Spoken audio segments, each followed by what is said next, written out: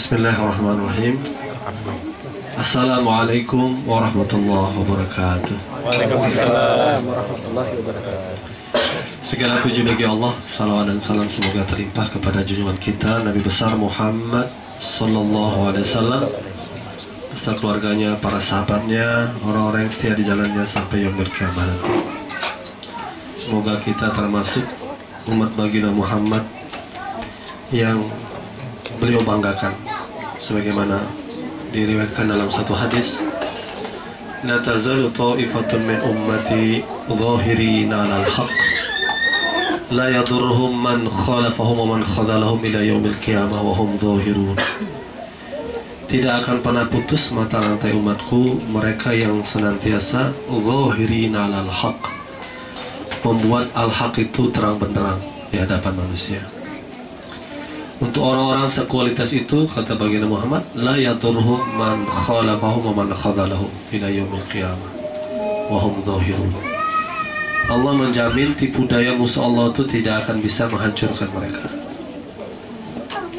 Tipu daya musuh Allah yang disebutkan datang dari berbagai penjuru.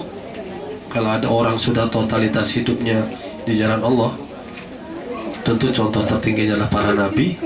Itu dijamin Rasulullah dalam hadisnya, la yadurruhum, tipu daya musuh Allah itu nggak akan bisa menggelincirkan mereka. Wahum zahirun, mereka akan terus ada sampai menjelang kiamat tiba.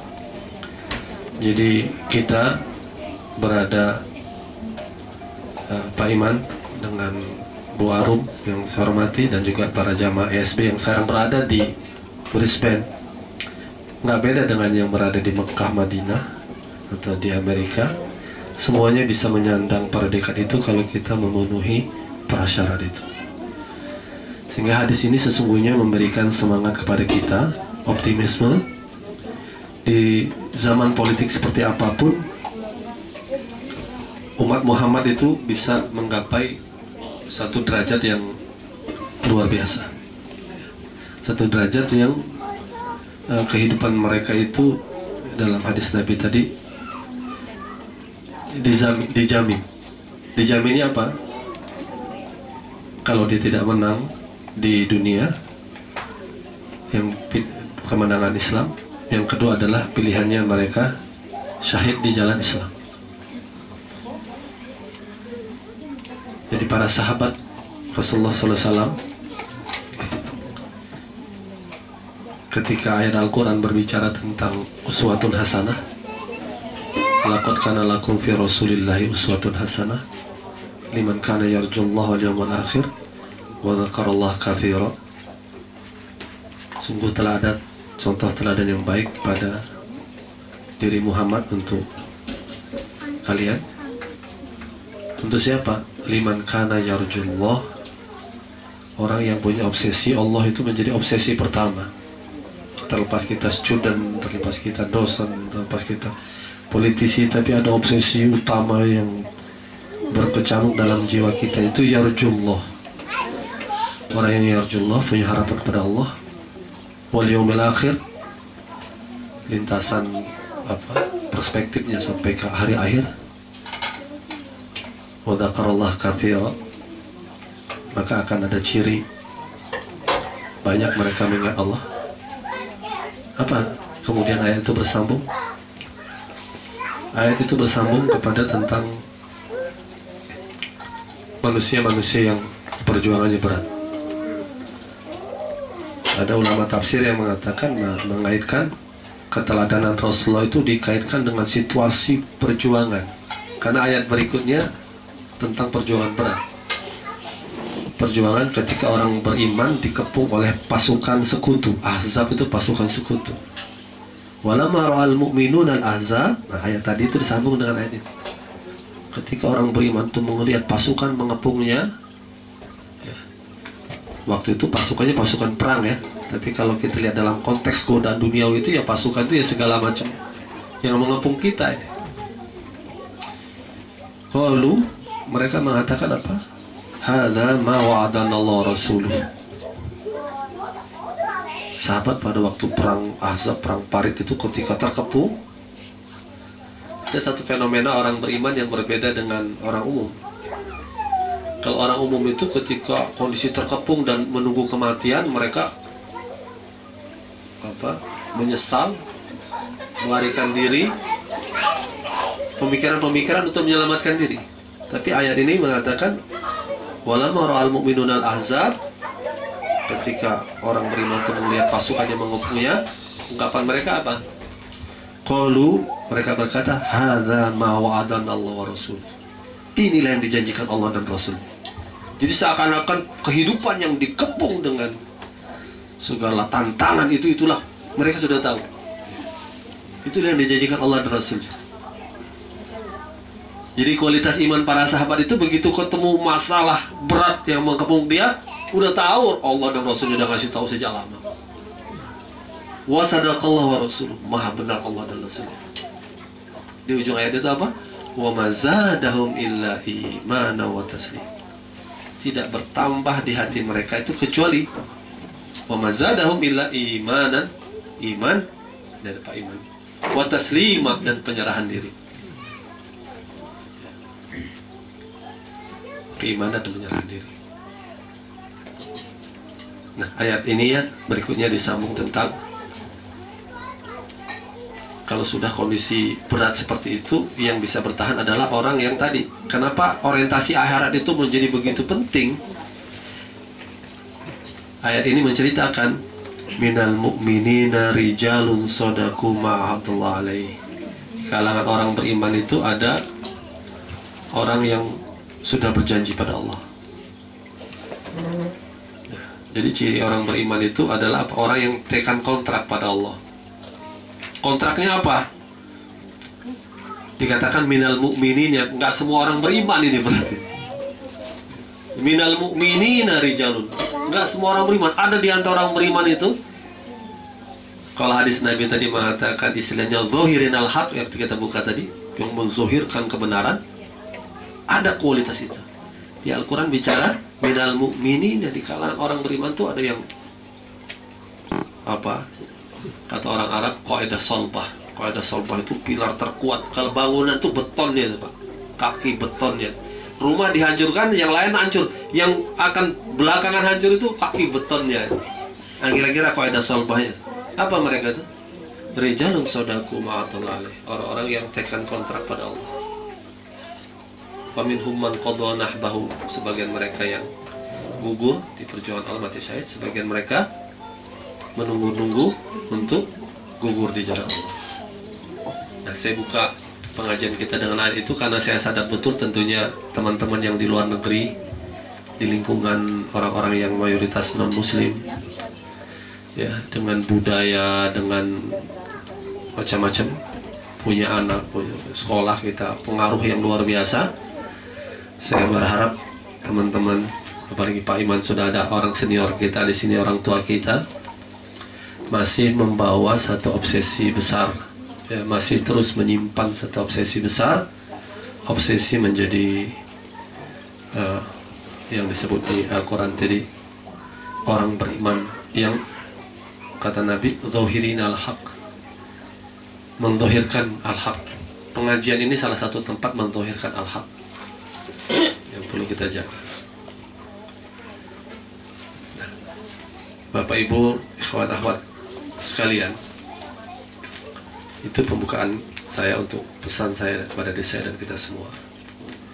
Yang kedua tadi tema yang disebutkan oleh panitia ketua ISB tentang tema dunia Islam. Kalau tema dunia Islam itu tema terkait dengan politik atau peradaban. Pertanyaan pertama yang paling mendasar itu, apa tarbiyah, pengkaderan peradaban yang pernah turun kepada para sahabat? Apa tema pendidikan tentang pertarungan peradaban yang pernah turun kepada sahabat dalam bentuk ayat Al-Quran?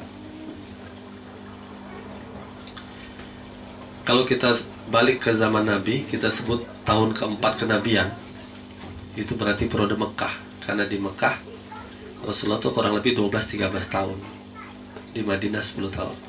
Tahun keempat ini, dulu tuh sahabat tuh kalau pengajian di rumah Arqam bin Abi Arqam, tertutup, sembunyi-sembunyi.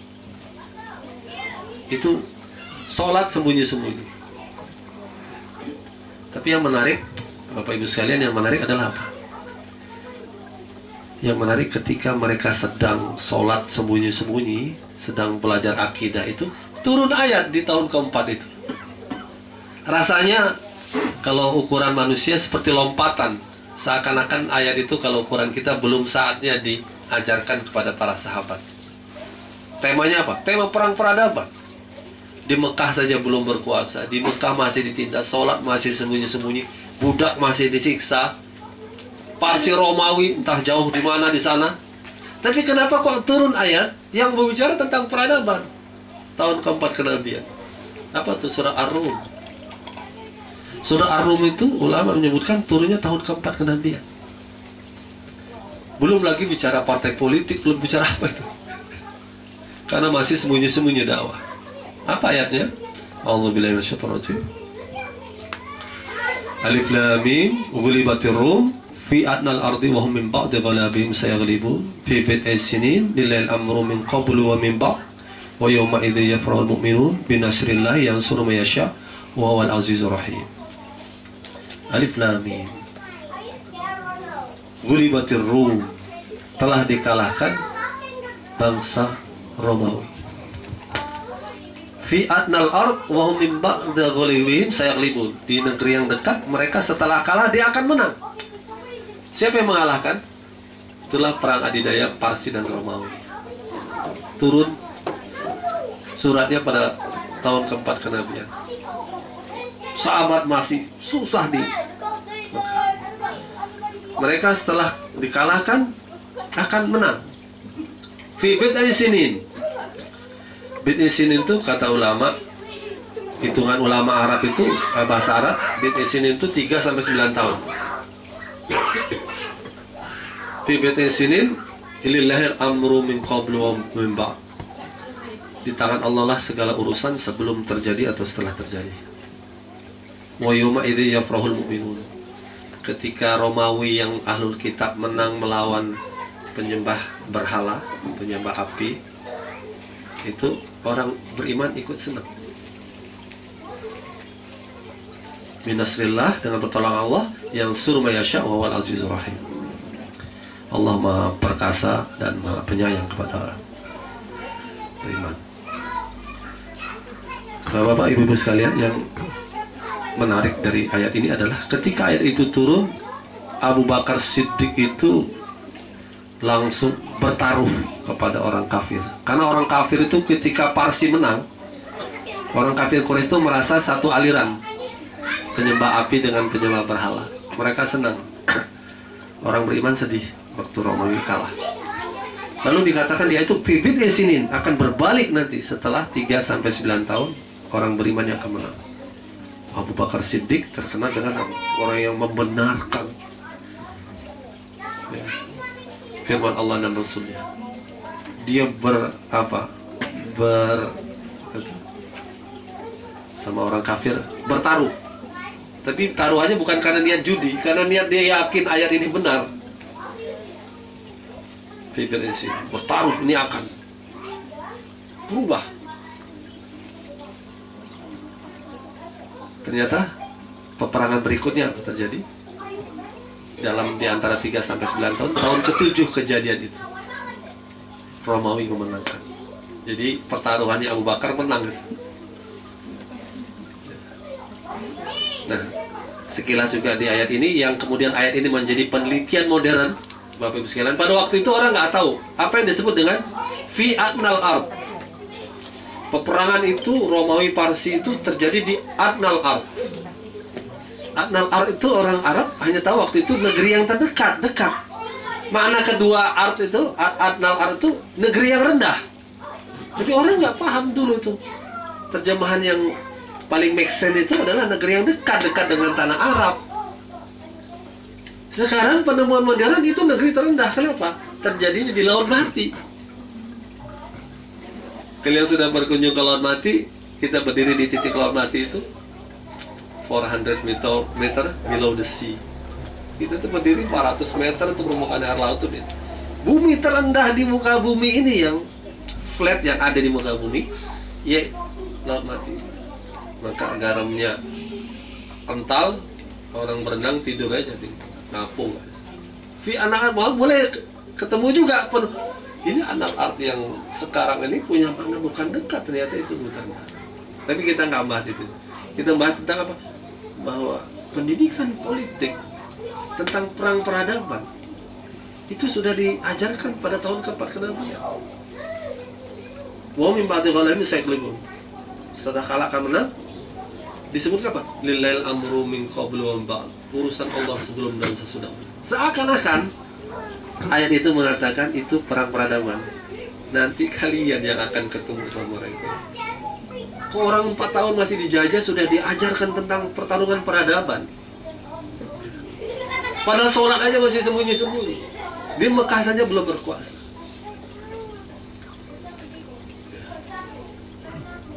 Oleh karena itu, Bapak Ibu sekalian, politik dalam Islam itu disebutkan oleh bahkan ucapan kaul sahabat Utsman bin Affan itu sangat terkenal. Kaul sahabat yang disebutkan Utsman bin Affan, Innallaha la yazi'u bisultanin ma la yazi'u bil Qur'an. Sesungguhnya Allah akan mencerabut kebatilan itu dengan kekuasaan apa yang tidak bisa dicerabut dengan Al-Quran.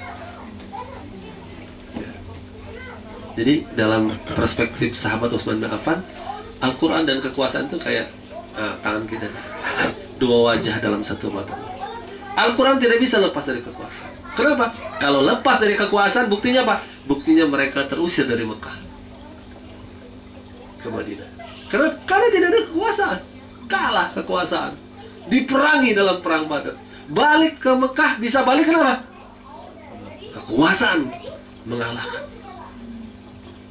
Pada saat itulah dicerabutnya, diangkatnya kemusyrikan. Sampai yaumil kiamah tidak ada kemusyrikan penyembahan berhala di Mekah. Kenapa? Fathu Mekah. Peristiwa itu sampai akhir zaman. Maka Dajjal gak bisa masuk Mekah Madinah, tanah haram. Yang lain Dajjal bisa masuk kecuali Mekah Madinah.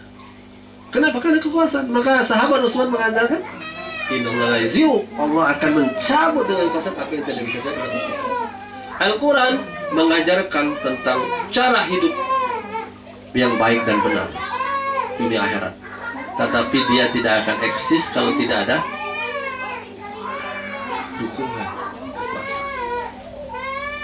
Nah, Imam Ghazali mirip dengan apa yang disebutkan oleh sahabat Utsman bin Affan tadi. Imam Ghazali itu kalau di Indonesia terkenalnya ahli sufi, ahli tarekat, padahal beliau pemikir. Hujatul Islam pada masanya itu kalau ada orang-orang perdebatan ahlul kalam yang hadapi itu Imam Ghazali. Orang kalau berhadapan dengan dia sudah berhitung ini jagoan ini. Karyanya Ihya Ulumuddin tentang kehidupan sufi tarekat, tapi beliau ahli tata negara, ahli tentang konsep kenegaraan. Beliau mengatakan dalam satu ungkapan kalam hikmahnya, fa'alam anna syari'ata aslun wal malika harisun fama la asla lahu famahdumun wa ma la syari'ata lahu fadha'ib. Ketahuilah sesungguhnya syariat itu fondasi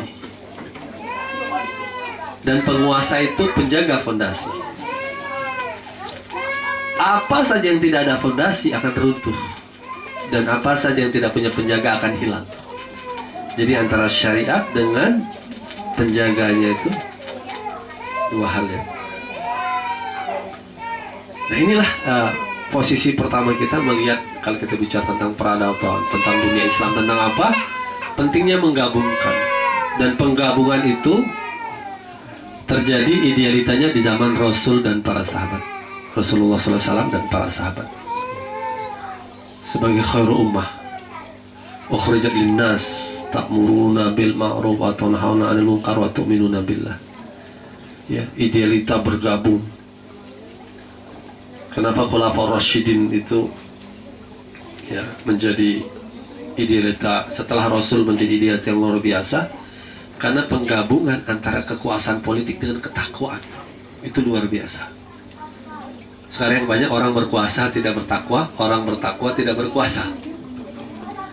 Tapi pada diri mereka tuh penggabungan yang sangat ideal. Karena Rasul dari ribuan sahabat yang disebut Ahlul Jannah itu menyebut 10 sahabat terbaik. Di antara 10 sahabat terbaik itu 4-nya itu khalifah, urutannya disebut.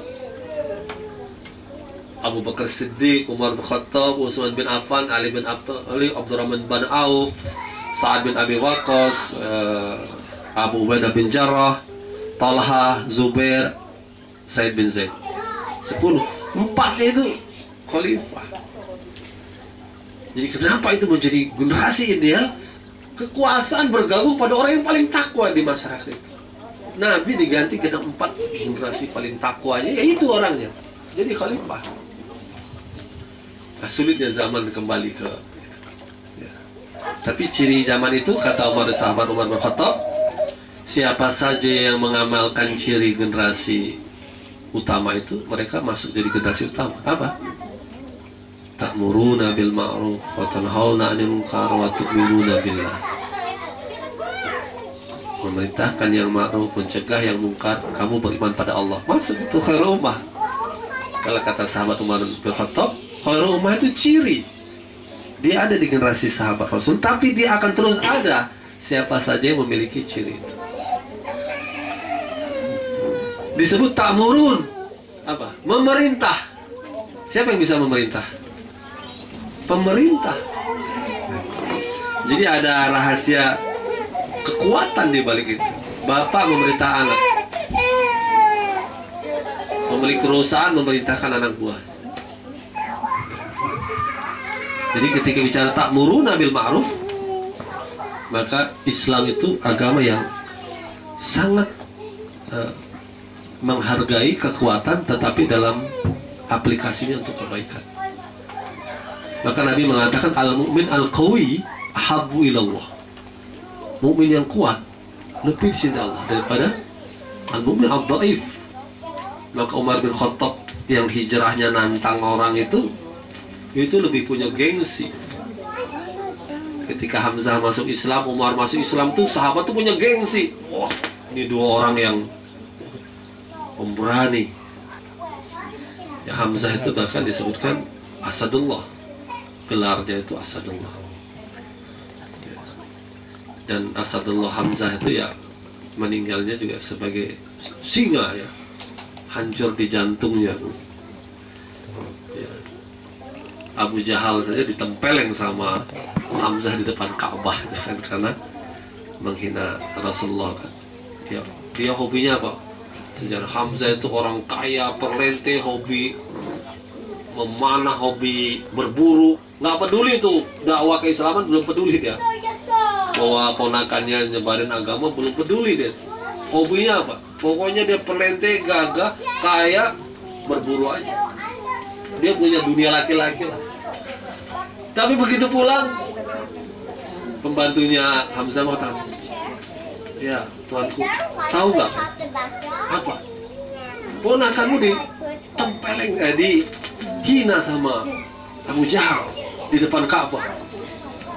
Langsung darahnya menggelegak, datang ke Ka'bah, didatangin, wah, digampar sama. Padahal Abu Jahal itu nomor 1-nya kekafiran itu. Islam membutuhkan seperti itu.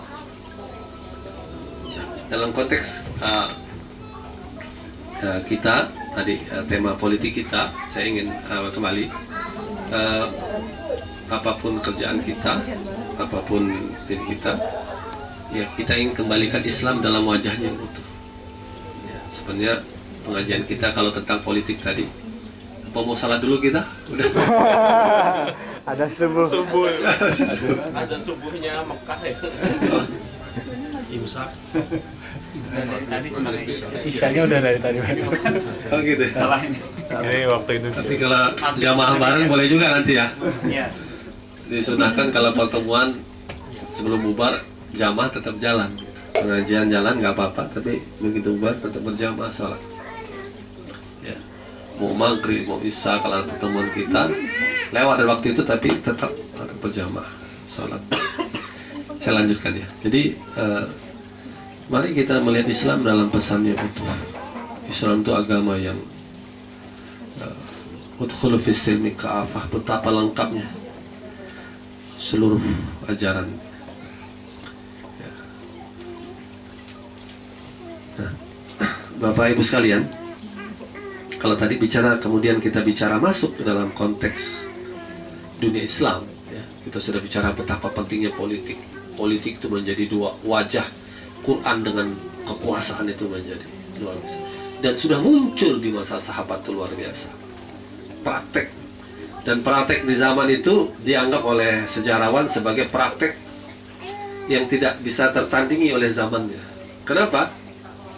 Pada tahun 700 Masehi, itu kalau di Masehi kan itu tahun 700 itu Rasulullah. Kekuasaan di Mekah itu tahun 700 Masehi. Sedang apa kira-kira Pak Iman orang di Barat tahun 700 Masehi? Yang belajar literatur ilmu politik tahu, tahun itu di Barat sedang punya semboyan, the king can do no wrong. Raja itu tidak akan berbuat salah. Taat sama raja mutlak, nggak ada hak asasi manusia. Kerajaan-kerajaan di sekitarnya juga begitu. Di sekitar Islam itu kerajaan begitu. Penyembahan kepada kerajaan Parsi. Sahabat yang menjadi saksi bagaimana seorang pasukan datang ke rajanya itu ngesot-ngesot nyembah ke Rustum itu.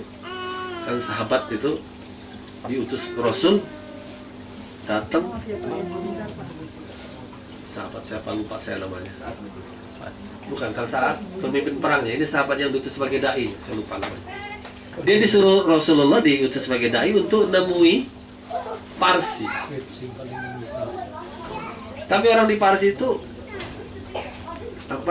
ngerayap-ngerayap begitu sambil karena ini permata, emas permata. Sahabat itu dengan debunya dari padang pasir, dengan penghayatan keislamannya, melihat emas permata dengan orang sujud-sujud gitu, nggak tertarik. Dan dia mengatakan, kalian akan kalah. Karena dia lihat ada penyembahan manusia. Lalu dia ditanya, apa misi datangnya? Datang Islam, mengajak Islam. Ciri Islam itu apa? Tahrirun nas min ibadatil ibad ila ibadatillahi wahdah. Membebaskan manusia dari penyembahan sesama manusia kepada penyembahan kepada Allah SWT. Jadi dia mendakwai sesuatu yang sedang terjadi di depan dia. Jadi kemajuan politik Islam itu pada waktu itu, rekor dunia sekarang orang bicara HAM, bicara segala macam itu udah terjadi pada zaman Rasulullah dan para sahabat itu.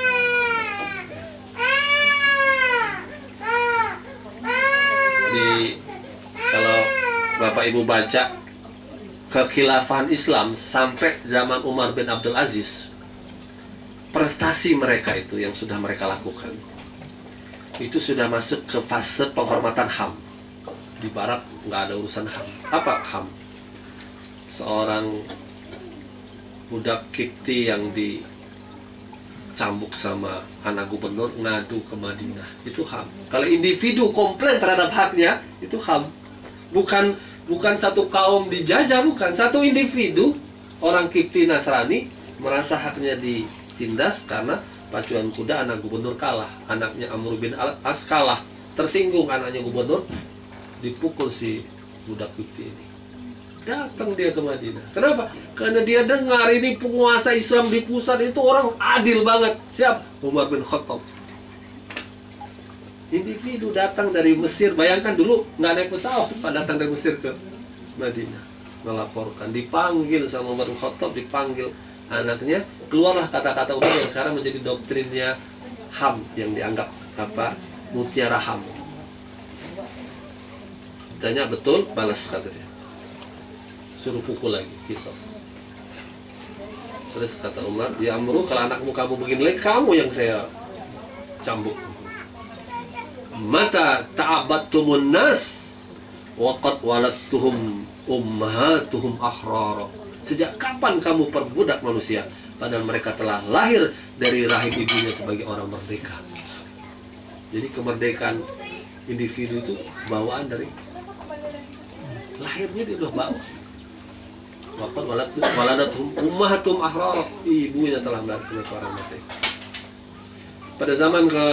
Pada waktu itu bukan saja manusia yang dihormati, sekarang orang bicara tentang perlindungan alam. Pada zaman Umar bin Abdul Aziz itu ada migrasi burung. Tempat migrasi burung itu disediakan makanan agar burung itu tidak mati. Jadi ada orang memantau. Kenapa seperti itu?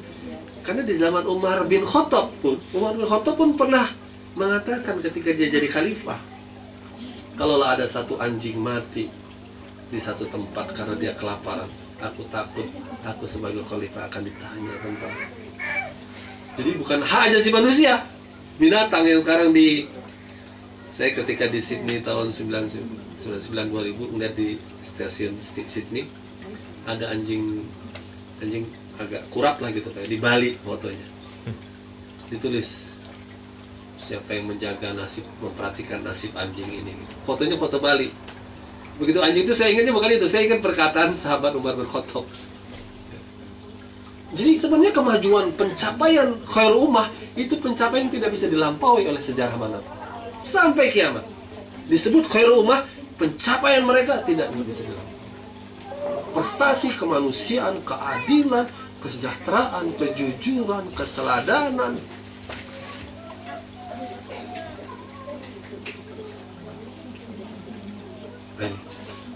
Ya, sebagian sekarang diambil oleh Barat, muncul di Barat, tidak ada di Indonesia.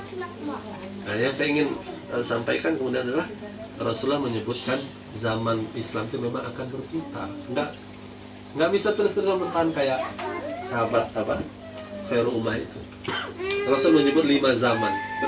Sejarah umat itu akan berjalan 5. Ada 5 fase sejak zaman Rasul sampai kiamat. Fase pertama Rasulullah menyebutkan zaman an-nubuwah. Adanya beliau Rasulullah itu zaman nubuwah. Setelah itu kata Nabi, berarti setelah beliau wafat, akan berganti dengan zaman khilafah ala minhajun nubuwah. Kekhilafahan dengan metode kenabian. Inilah yang disebut oleh di hadis yang lain juga oleh para sejarawan khulafaur rasyidin. 4 khalifah yang dianggap itu adalah ala minhajun nubuwah. Metodenya metode kenabian. Dan Nabi memang menghitung usianya itu kalau tidak salah cuma 25 tahun. Memang sampai Ali bin Abi Thalib. Ada hadis Nabi yang menghitung khilafah ala minhajun nubuwah itu, khilafah rasyidin itu nggak lama.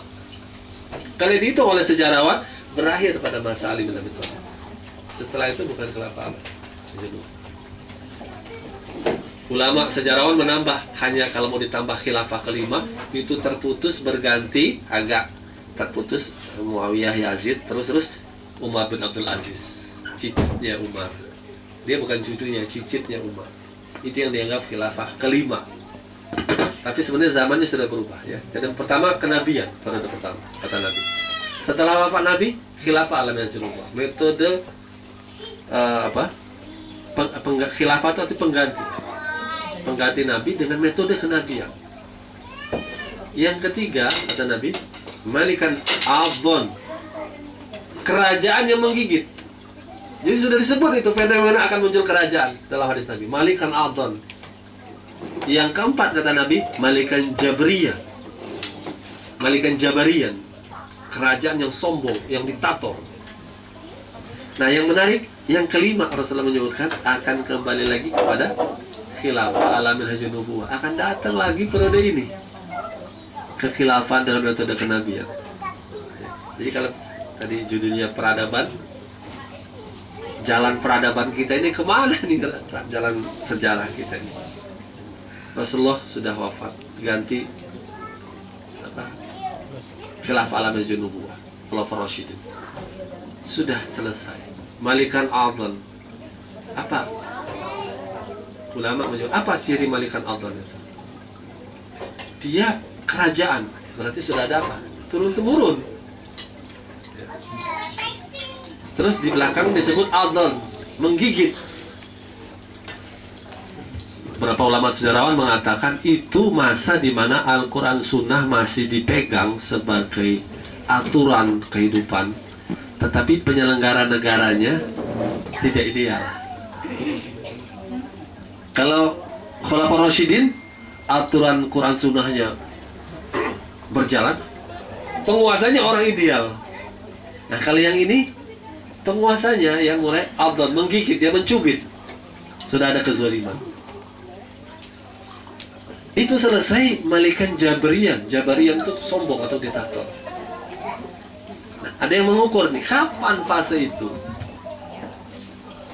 Sebagian sejarawan Islam berpendapat malikan Adon itu sejak selesai Khulafaur Rasyidin yang 4 sampai hilangnya Turki Utsmani. Itu baru hilang tahun berapa?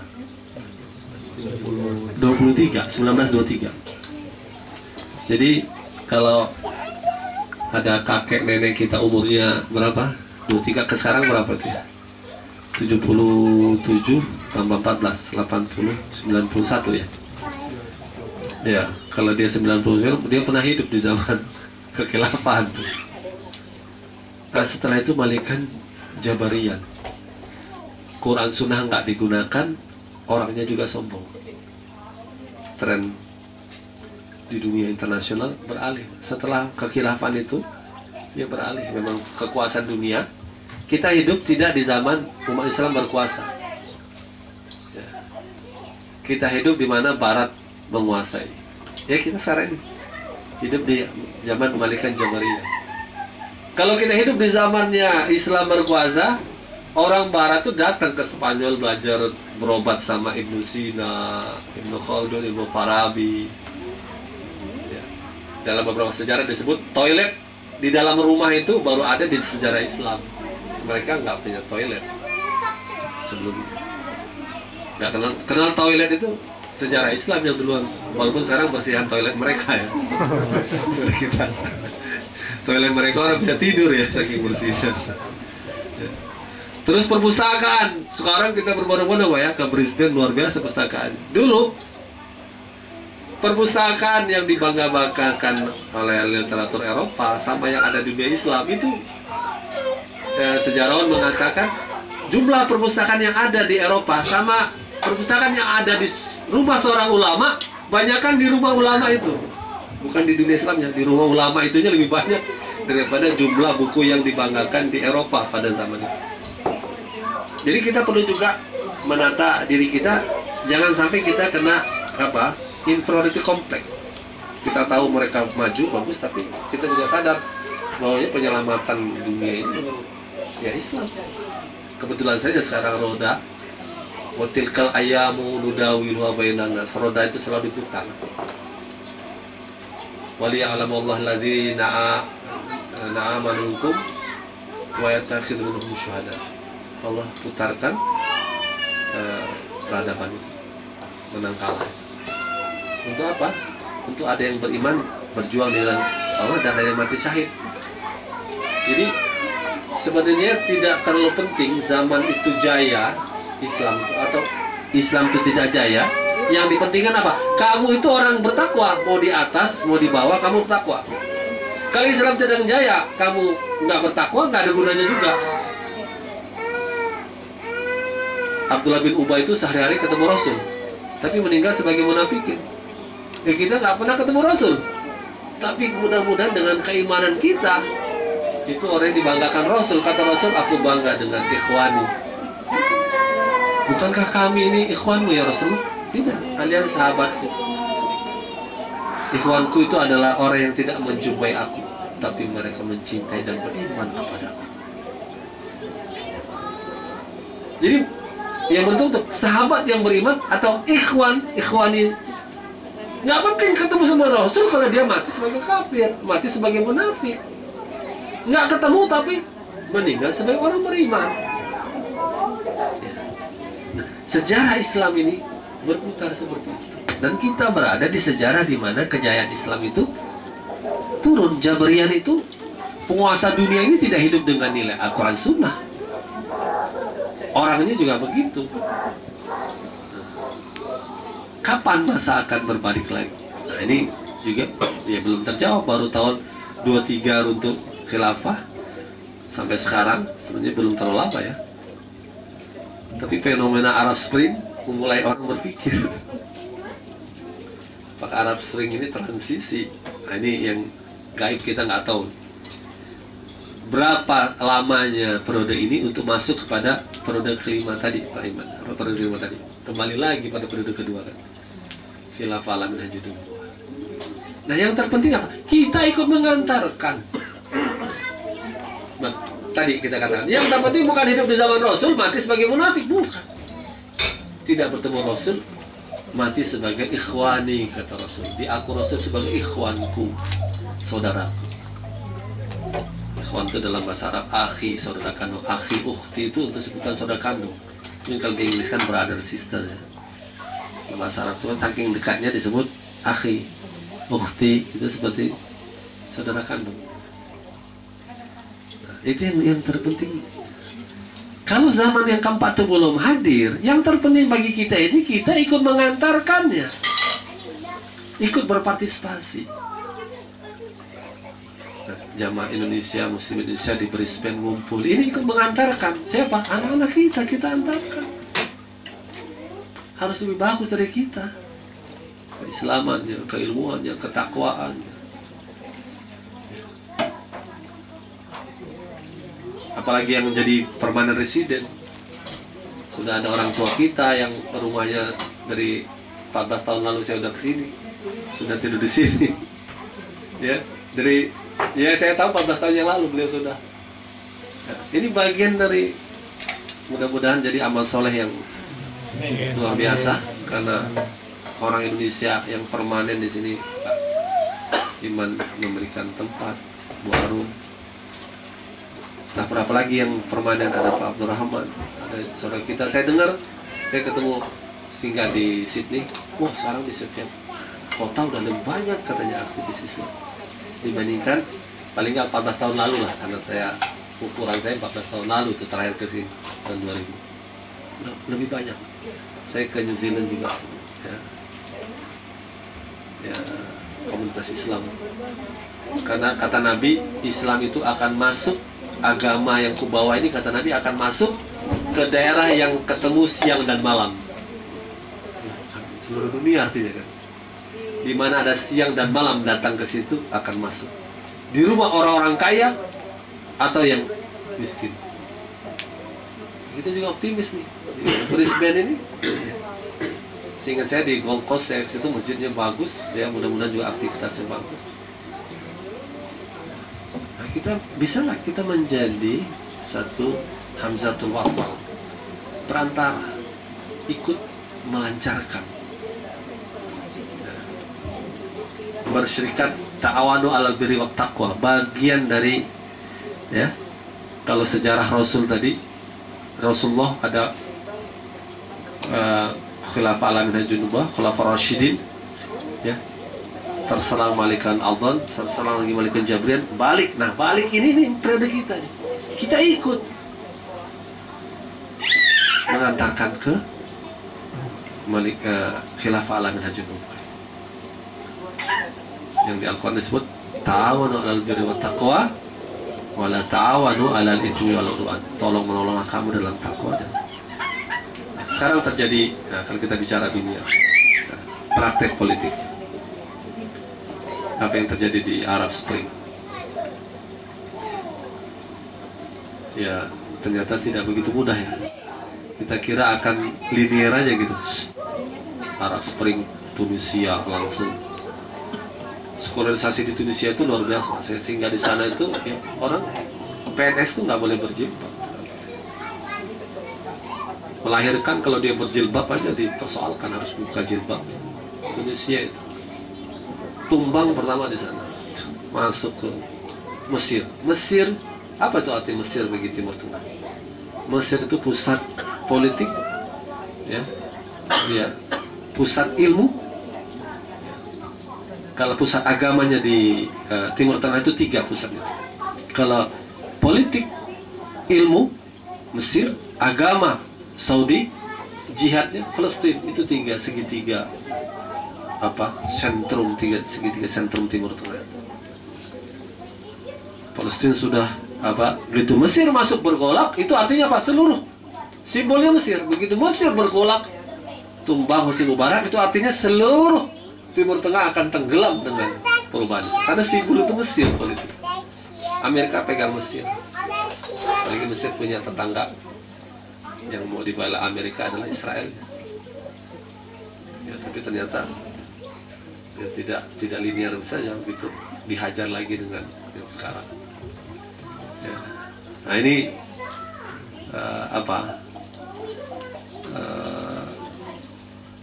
luar biasa turbulence di Timur Tengah itu.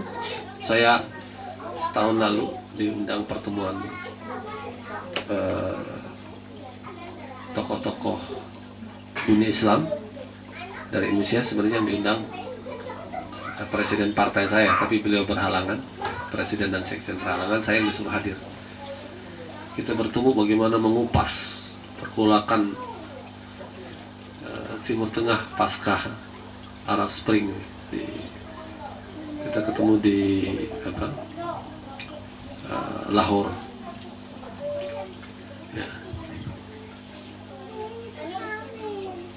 Ya, perubahan ternyata dari tadi Tunisia, Mesir, Libya, tumbang. Yaman itu berhenti karena presiden yang akan ditumbangkan itu membuat komitmen. Saya mundur, tapi saya nggak boleh dibawa ke mahkamah. Oke, Amerika kontak, saya mundur, silakan pemilu, tapi saya nggak boleh dihukum. Setuju, maka berhenti pemilu dia, atau pemilu, ada transisi pemilu Yaman. Syria, begitu Syria bergolak, saya juga ketemu dubes Jordan, tetangga Syria. Saya tanya sama dia, berapa lama Syria? Dia bilang paling cepat 6 bulan. Artinya apa? Begitu Syria terjadi, ini Syria akan paling lama. Kenapa Syria paling lama? Pertarungan Syria adalah pertarungan dalam negeri, pertarungan regional, dan pertarungan internasional. Syria itu ada 10% Syiah, 90% Sunni. Turki Sunni, Saudi Sunni, Jordan tetangga Syria Sunni, dukung Sunni. Libanon Syiah, Iran Syiah, dukung Syiah, tetangga lagi. Internasional ada Amerika, dukung Sunninya. Rusia, Cina, dukung penguasanya Syiah. Jadi perang di situ bukan perang di dalam negeri itu, Pak. Itu perang 3 dimensi, dimensi lokal, regional, dimensi internasional. Udah nggak jelas lagi kapan selesai. Jadi ini pergolakan. Ya. Jadi dari Malikan Jabarian bergeser sedikit, hampir, karena gerakan Islam di Maroko menang 40% lebih. Di Indonesia reformasi pemenang tertinggi hanya 36%, PDIP tahun 99. Nggak ada yang 40%. Tapi di Timur Tengah, gerakan Islam, Tunisia 40% lebih. Maroko 40% lebih. Mesir 40% lebih. Bahkan Mesir dengan gabungan 70%. Ikhwan dengan kelompok Salafinya 70%. Palestina, Hamasnya itu di Gaza, total Gaza itu 65%. Jadi kita bayangkan betapa kuatnya kelompok Islam di sana. Bayangkan dulu PDIP paling hebatnya itu adalah tahun 99. Berapa dia? 36% sebenarnya. Itu udah hebatnya PDIP. Marahnya orang Indonesia kepada Soeharto, asal bukan Soeharto, siapa? PDIP yang terzolimi kan. Itu baru 36%. Tapi di Timur Tengah sudah 40%. Hanya di sana itu menjadi sentrum Islam, karena disitulah pusat penyebaran Islam. Maka di situ proyek, ya, ini pertarungan peradaban. Jadi ada salah satu pengamat sejarah mengatakan Barat itu tidak pernah bersaing dengan Hindu dan Buddha, karena Hindu dan Buddha tidak punya nilai yang bisa berhadapan, tidak setara dengan nilai peradaban Barat. Barat hanya bersaing dengan Islam, karena Islam itu berhadapan, nilainya itu dia punya harga diri, punya nilai sendiri, punya gengsi dia. Begitu dia menguasai Islam, mengenal Islam, dia punya pride, nggak mudah ditaklukkan. Maka Barat selalu punya standar berbeda kalau dia itu terjadi di belahan Islam dengan di Hindu, di Myanmar, ya berbeda. Maka bicara tentang persoalan kekinian, itu yang kita lihat. Ada 4 sentrum dunia Islam internasional, 4 regional. Regional pertama, regional Timur Tengah. Pusatnya 3 negara tadi. Regional kedua itu Asia Tengah. Pusatnya Turki. Dulu Turkistan, Kazakhstan, Turkmenistan, Kazakhstan, Kyrgyzstan, itu dulunya Turkistan, Turki Raya. Pusatnya itu di Turki, di Asia Tengah. Sekarang Turki kemajuan ekonomi yang melampaui Eropa. Dulu Turki yang minta-minta gabung sama Eropa, kan sekarang kan melampaui. Kenapa? Penguasanya menang 3 kali berturut-turut. Belum pernah ada sejarah Turki kelompok Islam menang dalam 3 kali berturut-turut, dan menangnya tidak statis, naik. Terakhir ini 49%, dari 47 naik pasnya di zaman Recep Tayyip Erdogan. Digoyang dengan demo, nggak goyang nih Turki. Tapi Mesir kita lihat, karena baru setahun tumbang. Di Tunisia yang saya katakan tadi, orang nomor 2 partai Tunisia yang hadir, wakilnya mengatakan kepada saya, kami pun akan digilas seperti Mesir. Oleh apa? Oleh partai buruh. Lalu gimana kalian, saya tanya. Kata beliau, biar terhindar seperti Mesir, kami katakan silahkan pemilu ulang. Anda partai orang buruh dulu nggak ikut jadi partai, buat Anda partai. Anda nggak usah mengelawan kami di luar setelah pemilu. Anda bertarung saja di pemilu. Oke, pemilu ulang. Jadi mereka sudah menang, kelompok Islam sudah menang 40% lebih, agar terhindarkan peristiwa Mesir sampai mereka mau untuk diulang pemilu. Yang penting jangan terjadi kayak Mesir. Padahal sudah menang mereka. Sehingga Tunisia masih bertahan juga. Kalau Libya sampai sekarang kondisinya setelah Muammar Gaddafi goyang lagi. Maroko stabil karena rajanya melakukan reformasi. Begitu kasus Arab Spring itu dia reformasi rajanya, diizinkan partai terbuka, demokratisasi. Yaman pemilu presiden, mereka menunggu tidak sampai, karena presidennya tadi dijamin kalau turun nggak diadili. Syria, ini yang paling parah, yang tidak jelas ke depan. Ini Timur Tengah. Tadi Turki, pusatnya Turki stabil. Regional ketiga itu Asia Selatan, Pakistan, Bangladesh, India Muslim juga banyak sih. Pusatnya Pakistan, tambah 1 Afghanistan. Selalu kasus Taliban, Al-Qaeda, buta huruf dan lain-lain itu dipelihara. Ini regional Islam yang luar biasa berat. Regional keempat itu Asia Tenggara, pusatnya itu dianggap Indonesia, Malaysia, Brunei, Singapura juga masih masuk Melayu. Ini regional kita. Dan Indonesia yang dihitung sesungguhnya menjadi barometernya.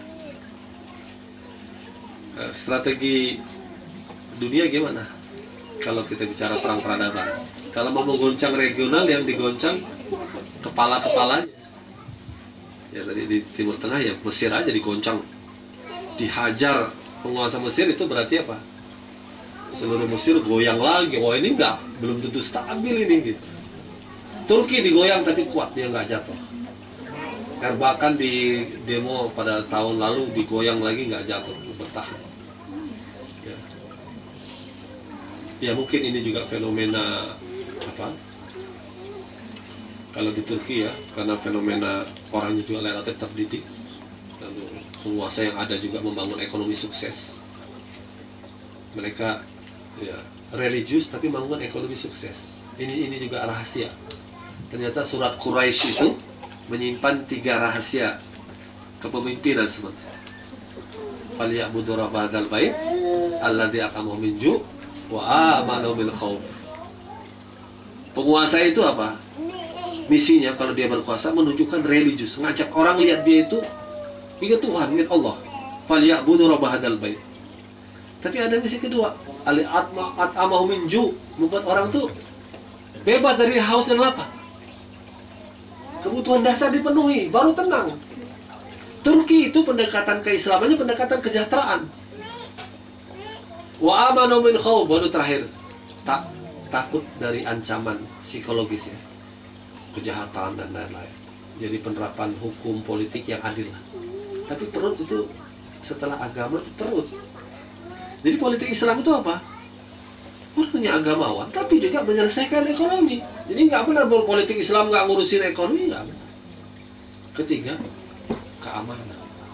Orang merasa HAM, hukum yang adil, HAM yang kuat. Nah, Turki, ya, saya tahun 96 kita diundang dulu sebagai, saya masih ketua lembaga riset studi informasi dunia Islam. Kita diundang ulang tahun penaklukan Turki, masuknya Islam ke Istanbul di Stadion İnönü yang masih PM-nya itu Erbakan pada waktu itu. 95 dia menang pemilu 25%. Dia sudah ceramah tentang khilafah. Jadi kita tuh hadir dari berbagai negara, hotelnya ditutup. Yang bukan peserta nggak boleh masuk. Rekaman ini nggak boleh direkam. Foto atau periksa nggak boleh direkam. Kenapa? Erbakan mau ngomong cita-cita dia.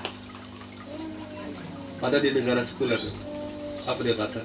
Kita harus buat PBB-nya dunia Islam, mata uang dunia Islam. Itulah cikal bakal khilafah, kita kembalikan. Di hotel ditutup gitu. Ya ketahuan kan dia begitu. Maka dia tumbang, langsung dilarang berikutnya karena dia bicara level khilafah. Nah, Erdogan belajar dia kasih Erbakan. Erbakan itu usianya kayak usia Pak Iman. Semangatnya juga insya Allah juga kayak Pak Iman. Kenapa Pak? Saya katakan begitu. Saya yang kagum sama Erbakan itu, saya melihat beliau itu, ini orang sudah partainya dibubarkan, pernah di penjara, nggak jerak-jerak. Ngomongnya itu kayak orang muda. Wah, ngomongnya itu semangatnya itu. Kayak orang masih usia mahasiswa lah, 25 tahun kira-kira yang gitu tuh galaknya itu. Sama berarti. Persis. Kayak Om Bule nih. Ya. Jadi itu Pak ya, itu rahasia pejuang itu apa? Nggak gampang Ada di sini. putus asa, nggak gampang nyerah. Saya ngeliat Erbakan tuh dulu lihat orang dulu partai dibubarkan, dulu masuk penjara, rubah lagi buat partai lagi, sampai usia begini kira-kira usia waktu itu 65 tahun lah. Kok masih begini orang ini yang gitu? Yang saya salut tuh, ini orang nggak kenal kata menyerah. Kayaknya nggak ada itu kamusnya menyerah itu. Itu Erbakan. Tapi karena dia begitu, dilibas nggak boleh nyalonkan lagi partainya. Erdogan belajar. Erdogan bicaranya apa? Bicara perut. Tema politik partainya Erdogan itu tema perut. At-amah minju, sejahtera, ya, turunkan angka korupsi. Dulu uang saya ingat tahun 96 saya ke sana, di kantong saya ada 250.000 uang Turki. Itu bisa untuk beli teh botol satu, 250.000. Saking jatuhnya nilai uang. Jadi kalau kita pegang, dulu orang Turki jutawan semua Pak. Karena 1 juta bisa beli 4 teh botol. Jutawan semua orang Turki. Kita pegang uang 250.000, ini untuk apa uang ini? Beli teh 1 botol. Karena itu dihilangkan kan, nol itu. Sampai hilang 3 atau hilang 4 nol di zaman. Naik lagi nilai uang Turki. Sejahtera mereka. Ya. Tapi pemimpinnya orang religius, keamanan juga baik. Inilah. Ya, jadi orang nggak benar mengatakan politik Islam apa urusannya hukum campur, hukum pancung, apa politik Islam itu kata mau minju. Nah yang ingin saya simpulkan, jadi sekarang ini stabilitas di Turki ini. Kalau kita bicara apa regional ini, di Indonesia, Malaysia juga kecil partai Islam PAS atau ini belum. Di Brunei tapi fenomena penerapan hukum Islam kan baru-baru ini. Brunei. Di Indonesia ya kita tahu lah pemilu terakhir seperti apa.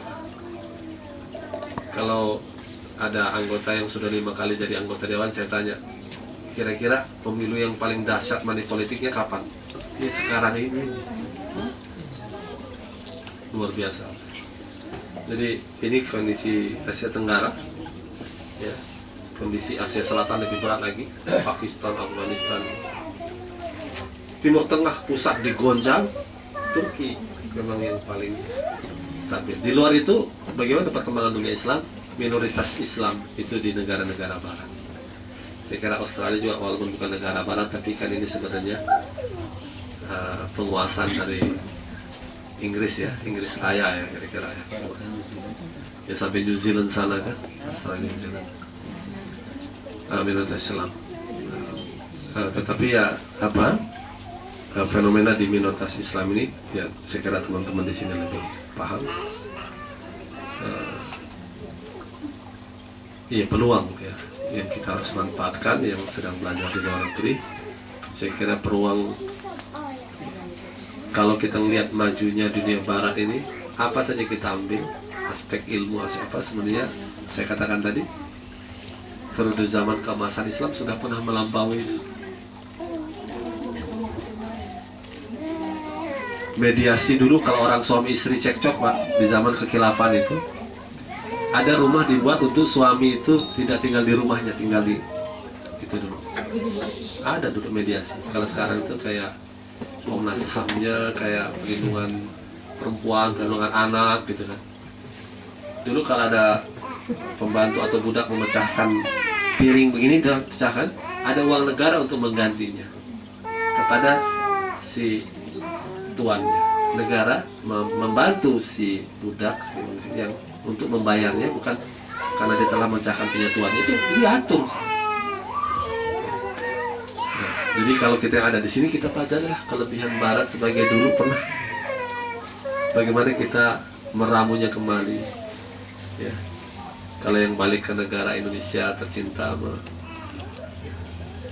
apa ikut karena ternyata memang membangun sebuah tatanan sosial, politik, budaya yang mapan dengan kebaikan yang solid ya. Ternyata bukan barang yang murah ya, tetapi kita harus menjadi bagian dari itu ya. Orang bijak mengatakan jangan mengutuk kegelapan ya, yang terdekatlah tentang, kalau di sini nggak ada money politiknya, kalau di Indonesia money politiknya luar biasa. Tapi bagaimana kita menjadi bagian dari solusi dari kegelapan itu. Kalau di Arab ada yang mengatakan istilahnya dunia Islam itu terbakar. Setiap kita harus membawa yang kita mampu untuk memadamkan api yang membakar. Yang misalnya segelas, yang misalnya satu drum, tergantung kapasitas kita. Menjadi bagian, kita semua jadi bagian. Ya, solusi dengan ilmu kita, dengan jabatan kita, dengan anak-anak kita, keturunan kita, kita niatkan mereka menjadi pelanjut ya, perbaikan ya, karena tidak akan selesai dengan kutukan dan belum tentu yang mengutuk lebih baik ya, dan kadang-kadang kutukan itu membuat orang frustasi, memang sudah rusak zaman ini, nggak usah didakwai lah. Nah, orang-orang seperti itu sudah pernah muncul di Bani Israel. Di Bani Israel itu ada dua jenis orang soleh. As-soleh dakwah, as-soleh duna dakwah. Orang soleh yang berdakwah, orang soleh yang nggak mau berdakwah. Udah brengsek, nggak usah didakwain. Di Al-Quran disebutkan apa? Ada dialog antara dua jenis manusia ini. Ayatnya agak terlupa. Tapi yang saya ingat ketika orang yang tidak soleh itu mengatakan, dilihat ada orang soleh, orang hari Sabtu itu orang-orang yang melanggar aturan Allah mengambil ikan di hari Sabtu. Ikan itu ngumpul. Hari Sabtu itu aturan Yahudi nggak boleh kerja, itu hari Tuhan, untuk Tuhan. Dicoba sama Allah apa? Ikan itu ngumpul. Terus orang-orang soleh ini menasehati, jangan, ini hari itu ibadah kita. Kata orang yang soleh juga ngomong sama yang soleh dakwah tadi, itu apa? Itu orang udah memang sudah alun neraka, gak usah dinasihati. Apa kata orang yang soleh berdakwah tadi? Ma'dzaratan ila rabbikum wa la'allahum yattaqun. ma'dziratan ila rabbi. Dakwah kami ini dalil kami nanti di hadapan Allah kalau ditanya sama Allah, apa yang kamu perbuat terhadap kemungkaran. Ma'dziratan ila rabbikum, dalil nanti. Wala'allahum yattaqun, dan mudah-mudahan mereka takut pada Allah, bertakwa. Mudah-mudahan mereka kembali. Ini dua itu. Semangat orang berdakwah itu dua. Ma'dziratan ila rabbikum. Argumen kamu, argumen kita, kalau nanti kita mati, ditanya waktu ada kemungkaran itu kamu ngapain? Ya Allah, saya sudah mendawai, tapi mereka nggak ikut. Nah, itu udah alasan. Wala'allam ya takut, mudah-mudahan mereka takut. Ayat itu apa yang menarik? Bapak Ibu sekalian, ini sebagai penutup pertemuan kita. Ma'dziratan ila rabbikum. Agak terputus ini ayatnya. Intinya begini, maka Allah menyelamatkan orang-orang yang melarang dari berbuat kemungkaran. Para ulama berdebat, itu yang disebut siapa? Allah menyelamatkan orang-orang yang melarang manusia dari buat kemungkaran. Lalu orang yang soleh tidak melarang itu di mana posisinya? Itu perdebatan. Dalam posisi keraguan, dia soleh, tapi dia nggak berdakwah. Dia tidak berada dalam jaminan ayat Quran tadi. Surat, nanti lihat surat 6 ayat 164 atau surat 7 ayat 164. Ma'dziratan ila yattaqun. Falamma nasu ma dzukiru ma falamma nasu ma dzukiru. Lupa saya sambungannya. Ketika kiamat nanti apa? Maka Allah menjanjikan orang-orang yang berdakwah itu akan menjadi orang yang selamat. Ahli tafsir berdebat di mana posisi orang yang tidak berdakwah. Ya, ini sebagai bahan penutup pada kita semua. Saya ingin mengingatkan kepada kita semua, sekecil apapun kita, ya, balighu anni walau ayah, sampaikan. Apalagi teman kita ada yang simpati kepada Islam, teman kuliah kita nanya-nanya tentang Islam, kita sampaikan balighu anni walau ayah. Itu untuk alasan kita nanti. Komunitas kita, komunitas pengajian seperti ini dipelihara, itu juga alasan kita. Ya. Jangan sampai tidak ada jamaah, karena semakin tidak berkumpul, setan semakin dekat. Semakin banyak orang itu jamaah semakin banyak, setan semakin jauh. Banyak lagi tambah jauh. Ya. Jadi semakin kuat itu orang Islam itu membuat amar ma'ruf munkar, semakin setan itu lemah.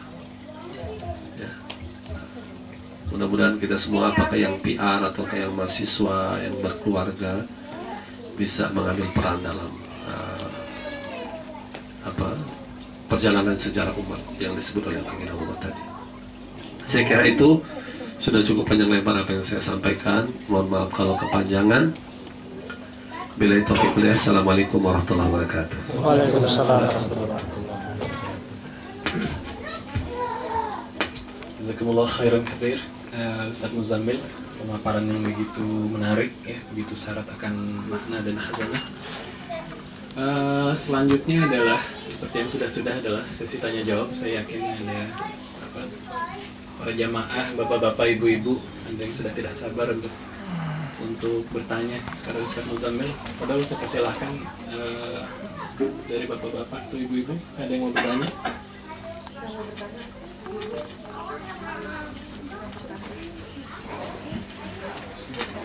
Sebelum taiman. Nanti belakangnya keluar loh. Ibu-ibu dulu. Gimana ibu-ibu? Sekali-sekali. Oke, sudah. Teh Rita. Bukan ibu tapi teh. Dokter Rita. Pakai aja. Udah nggak apa-apa. Oh iya, dokter ya.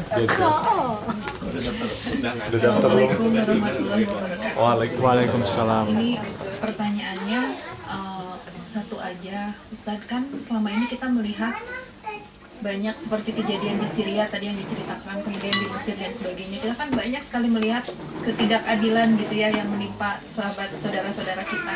Sementara kita di sini, bagaimana sikap kita yang sebaiknya gitu? Apa kita dengan jalan berdoa, kan kita nggak bisa apa-apa nih, mungkin hanya mendoakan atau bagaimana? Tapi kan kadang bukan kesal ya, aduh gimana gitu melihat seperti itu. Jadi apa yang sebaiknya kita lakukan seandainya kita menyaksikan ada ketidakadilan yang menimpa seluruh saudara-saudara kita di dunia gitu, yang lain itu aja.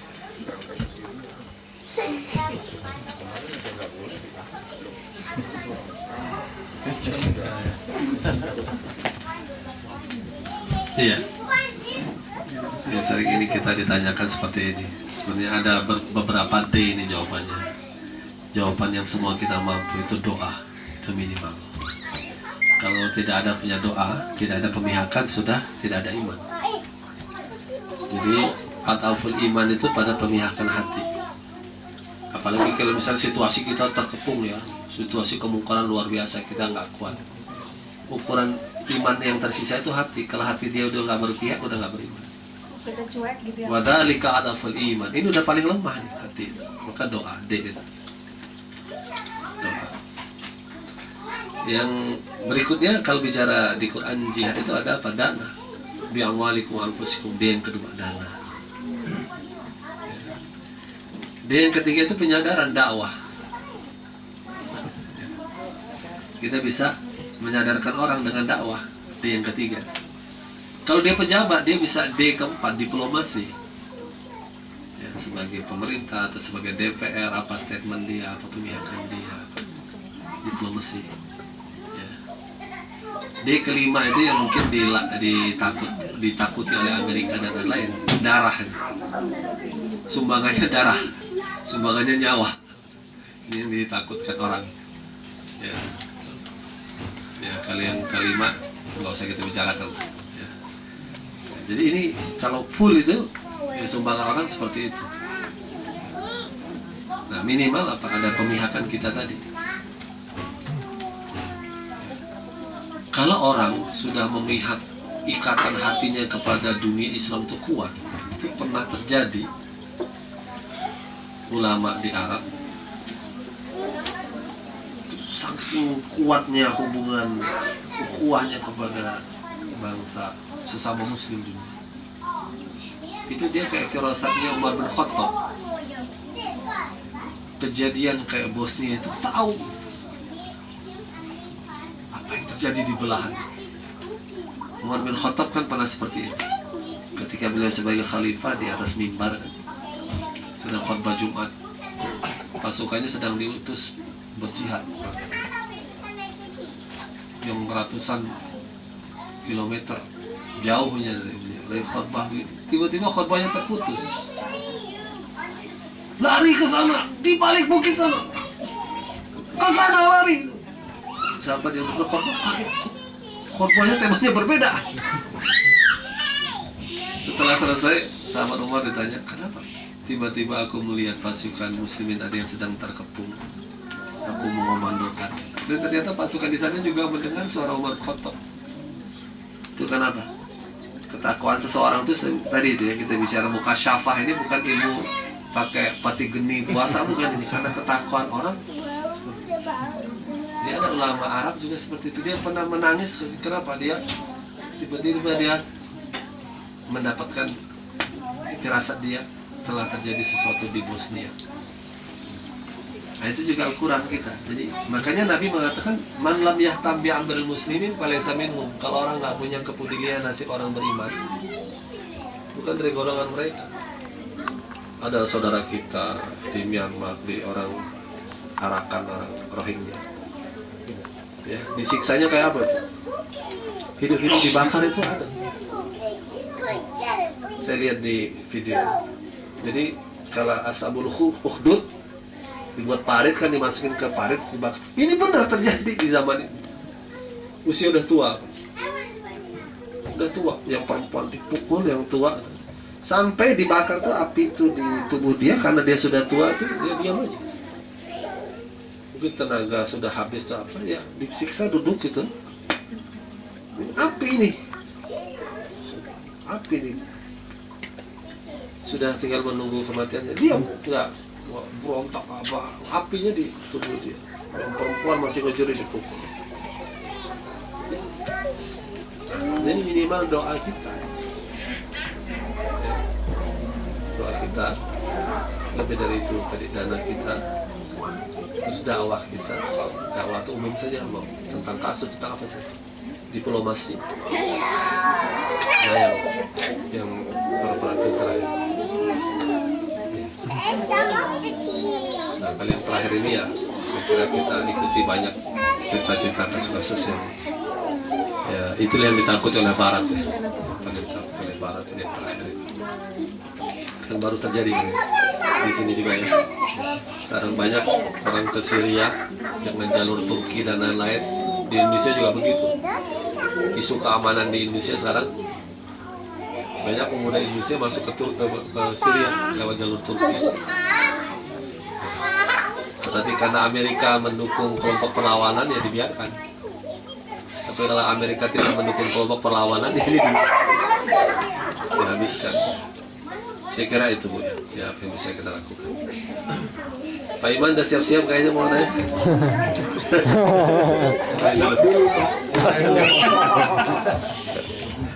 Pak Sekjen.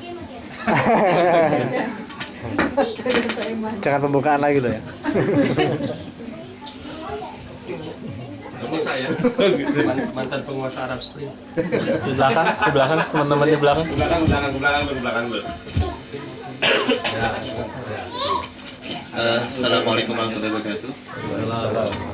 Oke, mungkin menarik sekali tadi apa yang disampaikan oleh Ustaz terkait dengan masalah membangun peradaban Islam ya Pak Ustaz. Jadi sebelumnya perkenalkan, nama saya Dirga Rahmat. Di sini saya mahasiswa S2. Mungkin kembali lagi topik bagaimana cara kita membangun peradaban Islam. Tadi yang disampaikan bahwasanya dalam peradaban Islam pemimpinlah itulah yang memegang atau menjaga syariat, di mana pemimpin mempunyai kedudukan penting dalam menjaga syariat Islam tadi. Nah, berkaitan dengan masalah bagaimana memilih suatu pemimpin yang baik. Apabila di dalam suatu kasus pada waktu pemilihan pemimpin mungkin ada segolongan dari partai-partai Islam atau mungkin dari kelompok-kelompok Islam.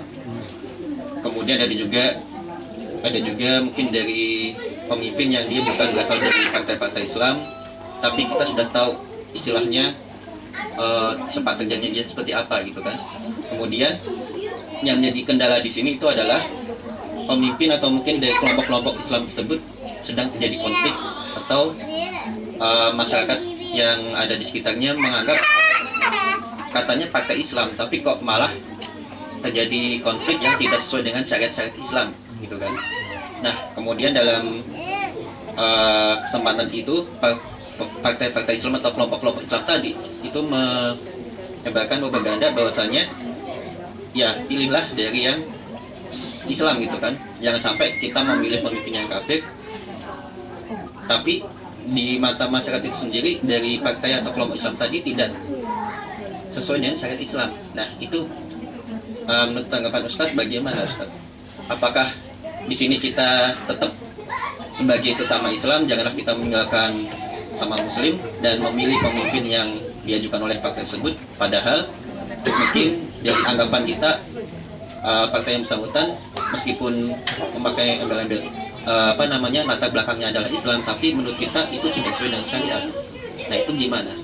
Mungkin itu yang ingin saya tanyakan. Apakah di sini kita harus tetap memilih calon dari kelompok tersebut, atau dengan terpaksa mungkin memilih dari calonnya bukan dari partai tersebut, tapi kita tahu oh itu dia seperti apa, gitu kan? Nah, mungkin itu yang menjadi pertanyaan yang ingin saya ajukan di sini.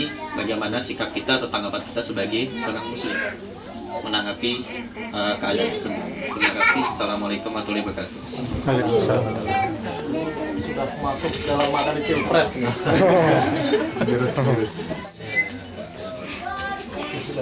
Iya, ini masuk bab fikih siasah yang kontemporer ya. Ada dua kalau bicara secara paradigma ya. Ada masalah dakwah ammah, ada dakwah khassah. Masalah dakwah itu ada yang umum untuk semua, yang besar. Ada masalah dakwah itu khosoh, kecil sekali. Masalah umum itu selalu mengalahkan masalah khusus. Dalam ilmu hukum juga gitu. Kepentingan publik itu ya didahulukan daripada kepentingan yang lebih kecil. Ya. Lex spesialis, derogat lex generalis. Ya. Nah kalau itu yang penerapan hukum. Tapi secara umum adalah kemaslahatan orang yang lebih banyak itu lebih didahulukan daripada yang sedikit. Kalau dia bertentangan, kalau dia berbenturan, kalau nggak berbenturan jadi sinkronkan saja ketika dia berhadapan. Juga dakwah juga itu masalah dakwah umum dengan masalah dakwah khusus. Nah, kepemimpinan itu sebenarnya masalahnya dakwah umum. Dakwah khusus itu misalnya apa? Maslahatan. Pembahasan para ulama, apakah kita memilih ini di zaman-zaman Islam ya? Ada yang bertanya kepada Imam Ahmad kalau tidak salah atau Ibnu Taimiyah, memilih pemimpin soleh pribadinya tapi lemah, atau pemimpin yang kuat bisa untuk masyarakat masa-masa tapi dia pribadinya nggak terlalu soleh, mana yang dipilih? Kalau dipertemukan seperti itu, dia pribadinya soleh tapi dia lemah, nggak bisa mimpin. Satu lagi pribadinya itu kalah solehnya seperti itu, tapi kalau dia mimpin masalahnya lebih banyak untuk masyarakat. Pertanyaan, kalau untuk kepemimpinan pilihan masalah besar itu. Ini jawaban kasar ya. Tentu dalam konteks keindonesiaan kita kasus-kasus banyak ini, sisinya terlalu banyak. Sisi A, sisi B, ini banyak yang bisa kita preteli, banyak sekali. Ibnu Taimiyah sampai kepada kesimpulan bahkan begini kesimpulannya, penguasa Islam yang zalim akan runtuh lebih cepat daripada penguasa kafir yang adil. Penguasa kafir yang adil akan lebih kokoh daripada penguasa Islam yang zalim. Kenapa? Karena kezaliman itu kepedihan publik, keadilan itu kenyamanan publik. Ini public goods yang paling diharapkan, keadilan. Walaupun dia kafir, tetapi kata Ibnu Taimiyah, pemimpin kafir itu nggak dapat apa-apa di akhirat. Pemimpin muslim itu walaupun dia zalim, dia masih dapat sesuatu di akhirat karena dia punya keimanan. Tetapi dalam konteks keduniawian, nah, kalau pertanyaan dalam konteks keduniawian, yang kita harus preteli memang maslahat mudorot. Untuk aplikasinya ini rumit. Saya nggak mau aplikasi kepada si calon A, calon B, calon C. Apa ini? Ya, aplikasinya rumit. Tapi banyak aspek yang kita bisa preteli. Ya. Aspek A, aspek B, aspek politik bagaimana, aspek ekonomi gimana, aspek budaya gimana, aspek luar negeri bagaimana, aspek keislaman dakwah di dalam bagaimana. Ya. Banyak sekali. Kekuatan opini publik bagaimana kepada mereka. Ini bisa jadi perdebatan. Nah, yang saya pentingkan sampaikan juga adalah apa yang disebut oleh Ibnu Qayyim. Ibnu Qayyim itu punya satu paradigma yang menarik. Beliau mengatakan kalau melihat konteks kenegaraan, kebangsaan, keumatan, setiap kita itu harus setiap umat Islam terkena kepada beberapa kewajiban. Satu, ketika posisi umat karena persatuan kompaknya dan lain-lain, ketika melihat kemungkaran bisa mengalahkan kemungkaran itu total, masyru' dibilang harus dilakukan. Itu zaman khairul ummah, sahabat Rasul dan para sahabat itu kalau ada kemungkaran tuh bisa dituntaskan habis, nggak akar-akarnya tercerabut. Di Makkah Madinah itu nggak ada kemungkaran berani menampakkan wajah. Itu masyarakat ideal. Yang kedua dia bilang bisa terjadi bukan pada masyarakat ideal. Ada kemungkaran 10, Anda hanya bisa mengurangi kemungkaran itu, nggak bisa menghilangkan semua. Dari 10 menghilangin 2 aja, dikit yang bisa. Masyru' harus kamu lakukan.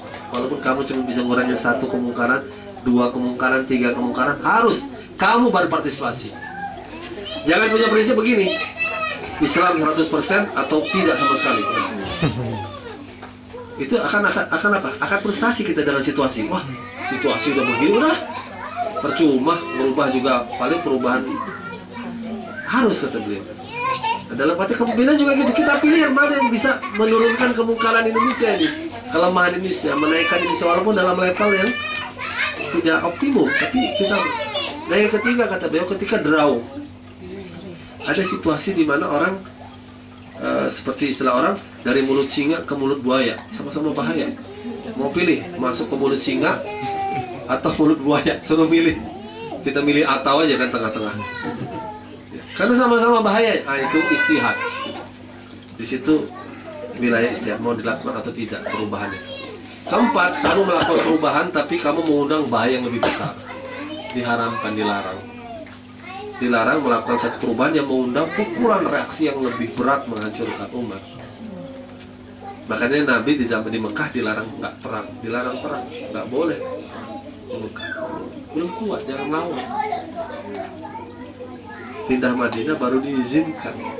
Jadi ada step-step perjuangan. Nah, kalau konteksnya pertanyaan tadi, kita lihat di Indonesia, siapapun pemimpin yang kita pilih, posisinya adalah paling mengurangi kemungkaran atau menambah kebaikan, kan di situ. Nah, pertanyaan siapa yang paling mungkin menurunkan keburukan, menambah kebaikan? Nah, disinilah perbedaan. Satu, istihad. Kedua, partai Islam dalam posisi juga tidak ideal. Kita 30% totalnya. Dan terjadi ya kasus saudara kita mungkin di P3 sudah terjadi keributan di dalam. Jadi kondisi ketidakidealan itu tadi pilihan kita jangan, wah sudah memang umat ini sudah hancur. Kata Nabi, siapa yang mengatakan umat ini sudah hancur, dialah yang menghancurkan. Tidak boleh menyebarkan apa? Pesimisme dalam publik. Nggak boleh. Dalam logika umat itu nggak boleh kita sebarkan pesimisme. Di lorong yang gelap, di ujung sana akan ada cahaya. Jadi orang selalu berpikir itu. Yang penting di tokoh umat itu nggak boleh gitu tuh Nabi itu, kita kata Nabi nggak boleh menyebarkan pesimisme. Apa yang bisa kita lakukan? Oh, memang kondisi begini, tapi ada. Memang sulit benar, tapi mungkin. Jangan dibalik. Bahasa itu bahasa optimis. Nanti apa? Sel-sel otak kita juga bekerja dengan optimis. Jangan biasa dengan bahasa pesimis. Nanti sel otak kita bekerja dengan pesimis. Tetap ada yang mungkin yang bisa saya lakukan, yang bisa kita lakukan. Nah, jadi misalnya kontributif. Kalau penerapan tadi bagaimana? Ya kita serahkan. Ini masih berlangsung ya, sangat sangat dinamis. Jadi saya tidak ingin menerapkan kepada calon-calon yang ada. Silakanlah kita pikirkan. Tapi mentalitas kita selalu harus mentalitas kontributif, ya. Mentalitas solutif. Mencari wala ta'asu min rauhillah. Jangan kamu berputus asa dari rahmat Allah. Kalau berputus asa jadi orang-orang kafir. Mungkin itu pesan yang bisa saya jawab dari pertanyaan. Ini pertanyaan. Salib dulu pertanyaan.